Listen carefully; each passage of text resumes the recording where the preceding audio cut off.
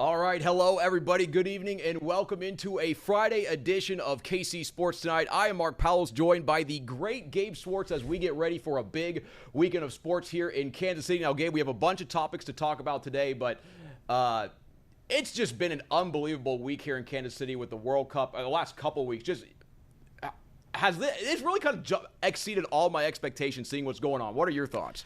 Yeah, I think that in general, the World Cup has been a great showcase. It's been a good push and pull, though, I think, of people from international countries coming to the United States and getting to experience everything that makes America awesome. And at the same time, yesterday in Kansas City was a great example of us getting to experience and getting to see one of the great traditions of European soccer in the Netherlands. And that I saw from just my own social media feed several people from Kansas City who were just like, I just wanted to go participate. So they went, and they have no Dutch background, no crazy soccer following history. They're just from Kansas City, knew something crazy was going down, and said, let's get involved. Let's go check it out.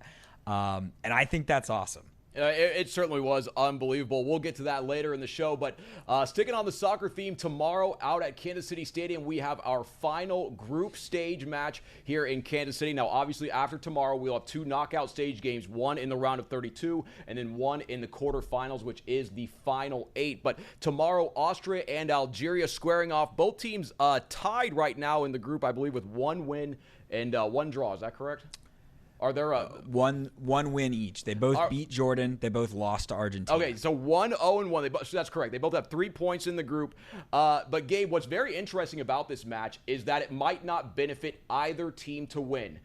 You wrote a tremendous web article on our website, kctv5.com, and actually draws some parallels to a historical matchup. So tomorrow kind of set the stage. Why is it that neither it's a possibility that neither Algeria or Austria wants to win tomorrow's match? So I think earlier this week, the Wall Street Journal put out a story of, could we see the disgrace of Kansas City? And some people who didn't read beyond the headline thought, oh, is this just the coastal elites in New York taking a crap on Kansas City, taking a shot on us in flyover country? That was not what was going down. They were actually just evaluating whether we're going to get a competitive soccer match tomorrow night at Arrowhead Stadium or Kansas City Stadium, as FIFA wants us to call it. Yeah, Gabe, you better watch it, or else they'll revoke your credentials for FanFest. There we go. So tomorrow night at 9 p.m., the Argentina-Jordan game means nothing aside from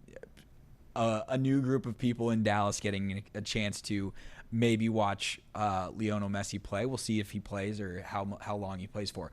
Algeria and Austria will play, and because of the new format, under the old format, 32 teams, 16 advance, this would be a game where somebody has to win, or Austria, which has the better goal differential, if they had tied and both had 4 points, Austria would advance with a tie or a win.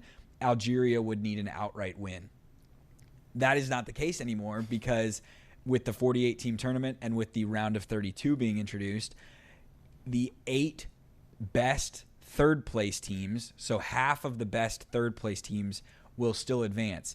So because tomorrow night is the final games of the group stage, all of the other groups, Group J is the final group, this will be these two matches, the one that's going on in Dallas between Argentina and Jordan and the one that's going on in Kansas City, will be the final ones. So these two teams will go into tomorrow night knowing what they need to advance. And you may say, okay, well, wouldn't you rather be second place than third place? That is what brings into debate or scrutiny or question the competitiveness of this match, because if tonight Spain locks up Group H, the winner of Group H, Spain is the third-ranked team in the world according to FIFA's rankings, the winner of Group H would play the second-place team in Group J. whereas the third place team would play someone. I believe they'd play Switzerland, the winner of Group B. Yeah, I think it's Switzerland or Egypt. Yeah. So, Gabe, correct me if I'm wrong here, but it's whoever wins tomorrow has an extremely high likelihood of taking on Spain, who's the third-ranked team in the world, and whoever loses tomorrow has a great chance to take on either Egypt, who is ranked near the 30s, or Switzerland, who also is not nearly as good as Spain. So it seems it'd be better to finish in third than in second in the group. It would seem. Now, tonight at 7, Spain plays Uruguay, and Spain could not win that group. So if that ends up taking place, if Uruguay beats them and Spain does not win Group H, suddenly tomorrow night's game becomes winner plays whoever wins Group H, and that would be a team that you would probably rather play than Spain. But if Spain has locked up winning Group H, both of these teams will come into tomorrow night knowing that, hey, if we win this match, we are playing Spain. What transpired in the press conferences today was both coaches insinuating that, no, we would not do that. And I guess what brings into greater question is the irony of the 1982 situation of the disgrace of Gijón in Spain, where this is where the disgrace of Kansas City name came from. Yes, exactly. So it wasn't a shot at us. It was actually a historically significant event. Yes, from 44 years ago, West Germany played Austria. Both teams knew that if West Germany won by 1 or 2 goals, both teams would advance. And so a goal was scored in the 10th minute of that match, and basically it just became a nice friendly game of pass the ball around and do nothing else. The last shot on goal in that match came in the 54th minute. I was reading historical articles today about it, and fans were in the crowd whistling every time in disdain whenever the ball was passed sideways or backwards.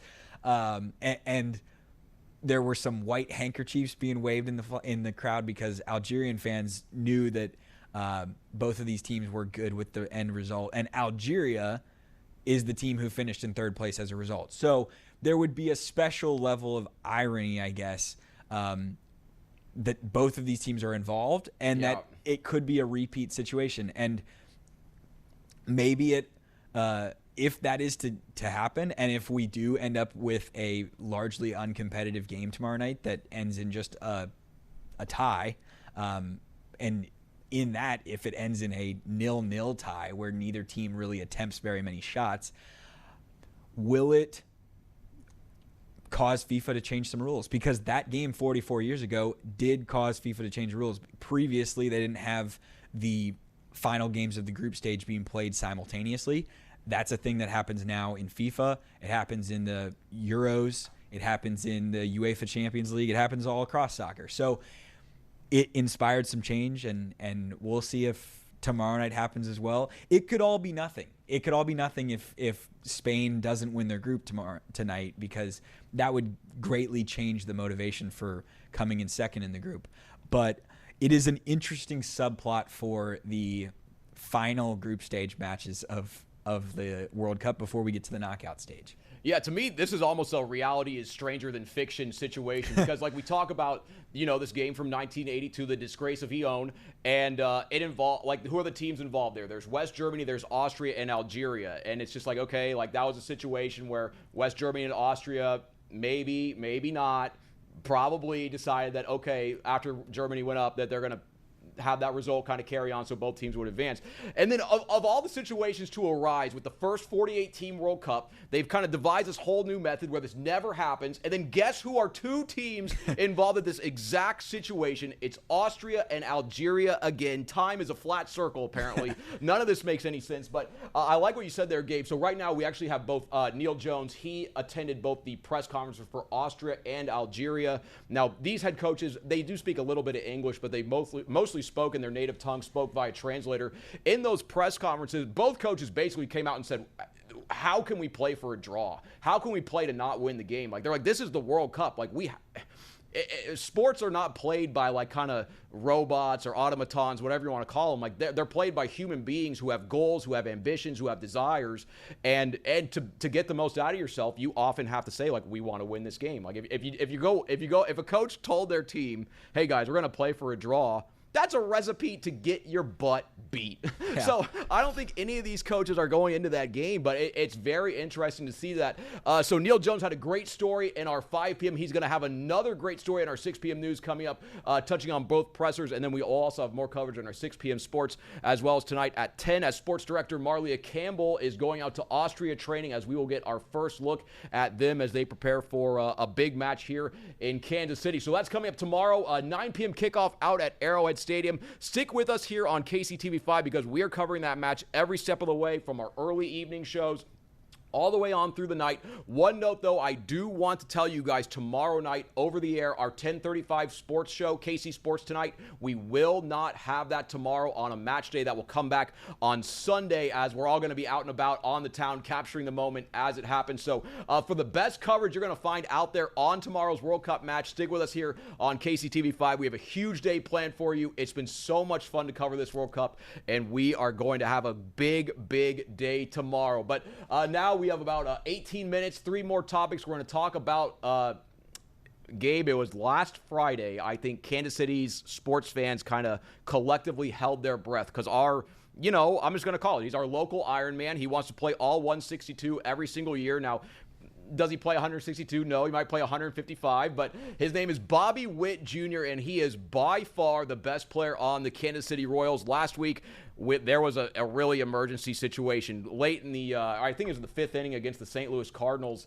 Maybe it was on Thursday. It was Thursday. It was Thursday. Thursday. So, see, I had to correct myself. Gabe, glad you're here. KCTV5 fact check. But Bobby Witt Jr. played deep in the hole at short, ranges to his right, kind of dives down, fields the ball. He's on his knees. He's trying to get up and throw, and the ball just never left his hand because he was in such immense pain. Now, Bobby originally stayed in the game. I think the Royals maybe got one more out, and then he was due up to bat in the next inning. He walks into the dugout, really limped down the stairs, and you can kind of see it on his face, like, hey, guy, Bobby Witt Jr.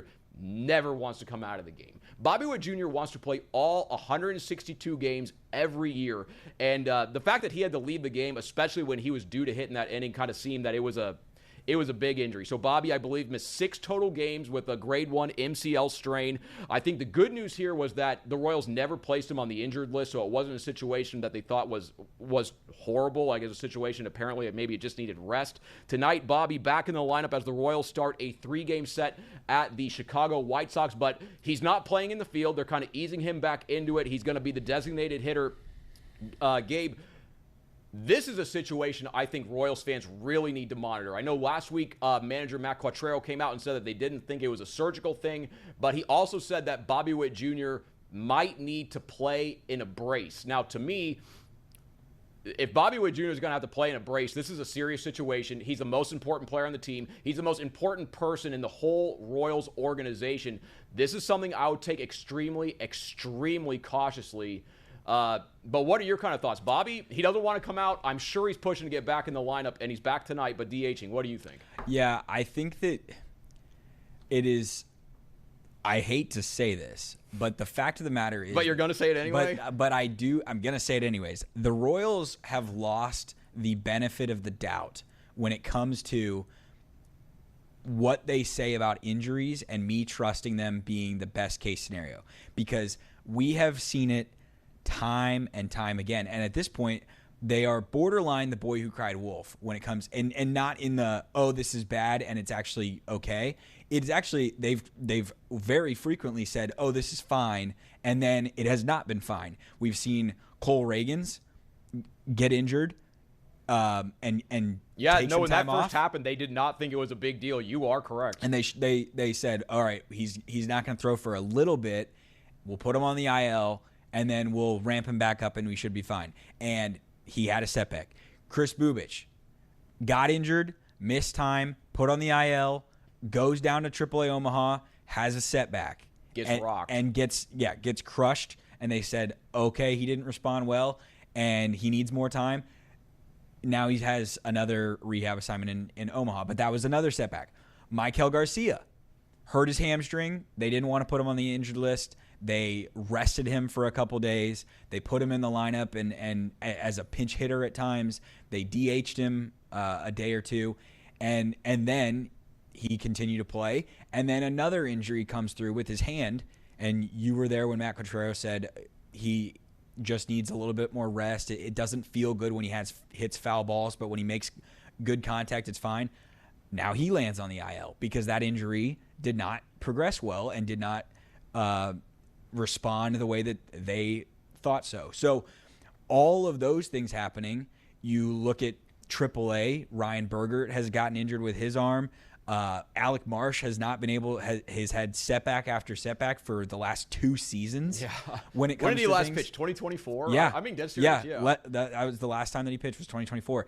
So all of those things happen. And then the best player in the franchise, the best player in the American League, the leader in WAR for the Royals, has knee soreness in Minnesota in early June. Had to leave a game. And they said, okay, he just needed a little bit of rest. And then it got worse. And so this is not, the first thing that happened was the grade 1 MCL sprain. It was, the first thing that happened was this knee soreness. Then it became this. So they give him 6 games off this week, over the weekend against the Cardinals, and then against the Rays, the 4 games in Tampa Bay this week. And he's back in the lineup as a DH. I question a lot of his value as a hitter. I know that he has power and he can hit the ball to the gap and he can hit for power without needing his speed. With that being said, his legs are still a huge part of what makes him valuable. He has 28 stolen bases this year, so his legs, once he's on base, if he's not going to run, what are we doing? Michael Garcia, we saw what his value, his stolen base numbers are nowhere near what they've been for the last couple of years. So it's a long way of me saying I don't really trust that just because they say, Bobby Witt Jr. is back in the lineup, Bobby Witt Jr. And I don't want to be like an alarmist, and I don't want to manifest a bad thing happening to Bobby Witt Jr. I would just say I am extremely worried that something is going to happen that is going to be a setback. And if a setback happens with a knee injury, you're cooked for the rest of the season and potentially into the start of next year as well if something horrendous happens. And nobody wants to see that. But the fact of the matter is there has to be some level of cautiousness. Yeah. And he has already said earlier this afternoon, and the Royals have said he will be playing with a brace, even as the DH. So not really what you want to hear. But it just worries me. I don't think you're being an alarmist at all, and I actually really like how you frame that, because you said that the Royals have kind of become the boy that's cried wolf on all these injuries, and then you brought the proof was in the pudding. You brought up multiple examples, and it really reminds me of the phrase "actions speak louder than words." Like you can say, take this head coaches maybe the same way you take politicians. They certainly are saying words. Are they truthful? That's maybe to be determined. But I like that you brought that up, that the Royals, they kind of said things are good, and then maybe we find out later that they're not so good. Like Cole Reagan's initially put on the 10-day IL. We don't really hear a lot of things. All of a sudden we see, Royals transaction. Cole Reagan's transferred to the 60-day injured list. You're like, whoa. That's 60 days, 2 months. Like, that means he's probably out for the year. Like, you don't go on the 60-day IL and frequently come back in the same season. Like, it's pretty significant injury, I would say. But it kind of reminds, something I've really noticed during this World Cup, kind of trying to bring is I've seen how the international media has interacted with the head coaches of these soccer teams. And here in the United States, it kind of has got me thinking about how we interact with our coaches and our executives that we get to interact with. Because basically here in the U.S., like, especially I would say here in Kansas City, maybe Andy Reid, Matt Quatrero, JJ Piccolo, Brett Veach, they come out and say something, and we just kind of say, they said this, and we don't like check them on it. We don't ask them like, hey, like, and I've seen like some of these managers for the soccer teams, they say something, and the reporter's like, whoa, they do like an instantaneous fact check and be like, yeah, you're saying that, but that is not the truth. And I kind of wanted to maybe bring that more into American sports media, because like sometimes they go, oh, like we don't expect this to be a big deal, and like we could just be like, well, we have a litany of examples of you saying that and that not being the case. So long way of saying, Gabe, I don't think you're being an alarmist. I think you're just saying what happened, and the facts are what the facts are. The Royals have said that some of these injuries, we expect it to be a minor thing, maybe take a couple days off and he's going to be good, and that was not the case. Now, maybe their medical staff wants to maybe take a more of a precautionary approach. They don't want to be aggressive with medication or with surgery or those things. That can be their own philosophy as team physicians, but it does seem to be, I think you are correct, that the Royals kind of undersell these injuries, and I think that's something that fans maybe should be looking into. And if Bobby's playing in a brace, that is something to monitor. He's playing in it tonight, according to Gabe, so we're going to be looking into that. And last thing, if he is the DH, Josh Rojas is playing shortstop. I couldn't believe that. I'm not even worried about the defensive part of things, but I would just say that, like, is the juice worth the squeeze? Is putting him on the field as a DH worth risking his health? Well, here's when you have all of these other guys, Salvador Perez, just other guys in the lineup who could be DHs, can be DHs, or frequently need to be the DH to avoid playing in the field too frequently. Well, I think this is where the calculus goes. All right, we got 8 minutes. We have 2 more topics, but we're going to finish this one real quick. The calculus, I think, goes like this. We see the Royals record 34-48. Yeah. You want to know what JJ Piccolo? This is what he's looking at. The Royals are 5.5 games back out of the wild card. They're putting Bobby Witt Jr. in the lineup because they're 5.5 games out of a playoff spot, and they don't want to be sellers. Yeah. They don't want to trade Michael Wacha. They don't want to trade some of these guys that could be available via trade. Maybe a Chris Bubich, although he's a little banged up. He is a heck of a pitcher when he's healthy. So I know they're looking at Royals fans. We see a team that's 14 games below 500. We see a team that really struggles to score. We see a team that is horrible on the road. I guarantee you what the Royals know that, but what they really see is 5.5 games back. Yes. So, hey, the facts are what the facts are. The Royals are 5.5 games back. If they got to the postseason, would they be any good? No. All right, here we go. 2 more topics, 7 minutes, 24 hours later. The Netherlands fan walk came here through Kansas City. Gabe, don't want to spend too long on this because we have one more that we really had to get to, but for me, that was an unbelievable spectacle. I'm still trying to wrap my head around it. I was there on the ground last night or yesterday morning. We've seen updated numbers come out, 36,000 people there in downtown Kansas City. Gabe, I kind of want to phrase this question to you this way. A lot of people kind of were saying out there in the Kansas City world, the World Cup, they're blowing this out of the water. This isn't going to be that big. I think yesterday was a welcome to reality moment for them. What do you think? Yeah. I have also seen a lot of people be like, oh, the only people I see drum up the worry and the anti-World Cup fun stuff is like the local news. And I saw that.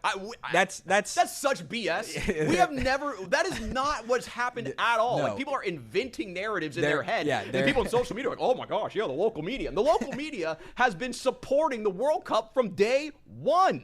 And there's a difference between getting the pom-poms out and saying everything's going to be awesome and saying there are going to be some parts of this that are really awesome, maybe more than not. And also, hey, there are problems and we should fix them. Take, for example, getting to Arrowhead during these matches. Problems arose, and it seems they have slowly gotten better as they've had more matches here in Kansas City. So I digress. Trial from that. and error. I will say this. I'm sometimes can be described as a hater. I have poked a little bit of fun at the fact that the Netherlands, the song is like, oh, we're going left and we're going right. Seems a little simplistic to me. It is certainly a catchy tune. I can understand why people get caught up in the spirit of it. I do think that there's a lot of jabs thrown by European soccer fans towards American soccer fans, and just the basicness of the chants and the lack of chants during games. And I'll say I think I believe we will win chant is dumb. Like, of course we believe that we can win. We're cheering for our team. Like, okay. With all that said, it was an insane spectacle. The videos give you – I was not down there in downtown Kansas City. You were. Just watching the videos yesterday, it gives you, like, goosebumps. Yeah. And that's why we care about sports, all of these types of things. And I loved the clip that you got of the guy who the Dutch guy who was loving Kansas City and said, I'm a little scared of the weather. I don't want to recreate the accent. The accent was incredible. So it's special. We're going to look back on the summer of 2026, I think, extremely fondly for what it has given to Kansas City and what it has given to the United States and the Clips in Canada and Mexico as well. It's been great stuff. It was just a special day yesterday. It was unbelievable. No, if you guys haven't gone to our sports director, Marlia Campbell, her Twitter page or her Instagram, I believe it's also on there. She got a ride on the Oranje fan bus yesterday for 5 minutes and it's honestly one of the most unbelievable videos I've ever seen because it's during the left-right dance, and you're seeing all 36,000 people do it. We had people commenting on our thing. They thought it was AI, like it didn't seem real, but it was. That was actually what happened. It was truly unbelievable. One thing I want to say about U.S. fans, I know we don't have a lot of time, cut out the European cosplay. Stop trying to be like European soccer fans. That's not who we are.